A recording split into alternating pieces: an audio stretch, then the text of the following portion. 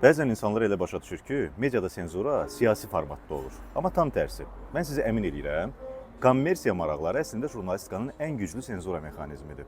Bəzi media qurumları bir tərəfdən ictimai maraqların keşiyində dayanırıq deyir, digər tərəfdən isə reklam verənlərin və sponsorların maraqlarına toxunmamaq üçün susmağa və ya mövqe dəyişməyə məcbur qalır. Çoxunun bilmədiyi bir şey deyəcəm. Reklam haqqında Azərbaycan Respublikasının qanununun 20.6-cı maddəsinə görə xəbər proqramları yayımlanarkən onların ortasında reklam yerləşdirmək qadağandır. Bunun da səbəbi xəbərin kommersiya maraqlarına qurban getməməsidir. Amma buna əməl olunmadığı üçün tam tərsi vəziyyət yaranır. Yəni bir xəbərin getməməsi üçün bugün heç kim əslində açıq-aşkar bunu yazma demir. Bunun əvəzinə deyilir ki, bizim filan partnyorla münasibətimiz var, indi bunu işıqlandırmaq strateji baxımdan düzgün deyil və s.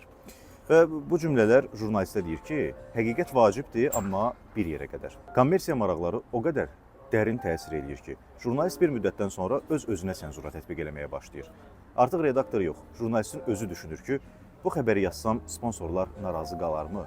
Bu açıqlamanı verib müştərini itirərəmmi? Bu isə etikanın pozulmasından əlavə peşənin içəridən çürüməsidir.